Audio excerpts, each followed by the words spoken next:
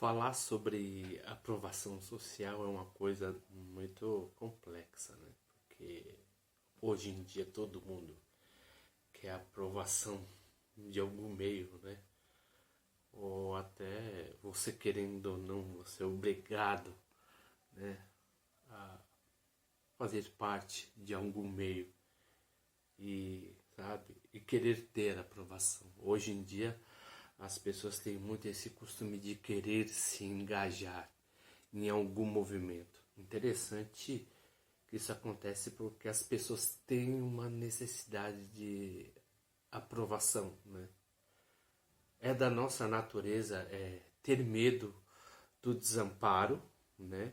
E fazer parte de algum grupo. Interessante que precisamos de ter alguns ideais ou alguns valores para se sentir amparado, né?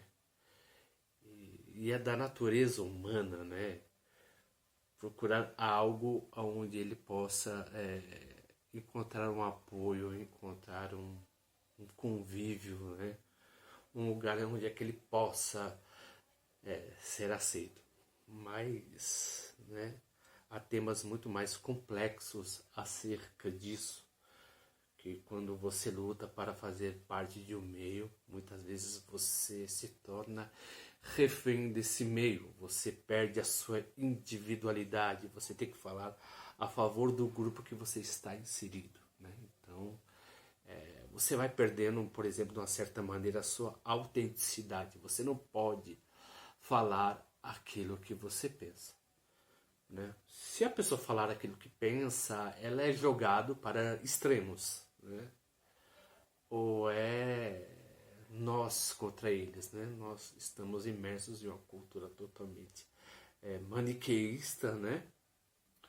Estratificada e que sempre luta, né? De um contra o outro, né? Dois grupos. E se você cinzenta desses dois grupos, você se torna atacado pelos dois, né? Mas esse é o risco de uma pessoa ser autêntica, né? Você não procurar nem o apoio de A, nem o apoio de B, nem ser acolhido, né, por um grupo A ou por um grupo B, né? Interessante que a individualidade, a autenticidade tem o seu preço. Então, muitas vezes as pessoas se vendem, né, por querer ter aprovação. Então, se engajam em algum grupo, né, para se sentir totalmente amparado. É aquela série do Black Mirror, né, que fala que uma pessoa, né, necessitava de likes para poder fazer parte desse grupo. E essa pessoa, não lembro muito bem o nome da atriz, né? Que ela, sabe, ela abria mão da sua individualidade, se plastificava, né? De acordo com o meio com o qual ela queria ser aceito, né? Então ela colocava uma roupagem de uma pessoa que ela não queria ser para poder agradar o outro. Mas na maioria das vezes ela mesmo se desagradava. Quando esse grupo, por exemplo, que era amiga dela, sabe, a dispensou quando ela chamou para ir para uma festa, né, que era o casamento. E ela não foi, ela chegou estritamente atrasada e a amiga pegou, né, e a desprezou, né? Falava bem assim que não teria mais interesse, mas com isso, por exemplo, a personagem ela verifica, né, que o seu nível de aprovação social caiu em descrédito. Interessante que quando uma pessoa ela vê quando não faz mais parte de um grupo, ela revela aquilo o que ela realmente é, não de um termo totalmente pejorativo, porque na maioria das vezes as pessoas, né, estamos inclusos nisso, né, abrimos mão da nossa própria individualidade para poder, por exemplo, agradar o outro. Mas e quando você se torna desprezado até pelo outro e você não se sente engajado, você começa a assumir a sua própria responsabilidade e agarrar as suas, né, agarrar a sua própria história e a descrever. Mas a individualidade tem o seu preço e o caso de você pertencer a um grupo também tem um preço, né? Então, a pessoa sempre ela entra numa espécie de crise, de um dilema, né? Hoje em dia, né? Por exemplo, as pessoas têm medo de abrir mão de falar aquilo que pensa, com medo de ficar sozinho, sabe? Procurar a aprovação do outro, com medo de ficar sozinho. Mas na maioria das vezes as pessoas estão sozinhas. É umas pessoas querendo a aprovação das outras, mas ao mesmo tempo todas se condenam pelo comportamento, mesmo que estejam engajados na mesma ideologia, seja política, seja religiosa ou seja ideológica, né? Interessante que todo mundo nesse meio está sozinho, mas é sempre um querendo buscar o amparo do outro, né? Esquecendo que o seu próprio amparo está em si. Porque uma pessoa quando busca, por exemplo, a aprovação do outro, né?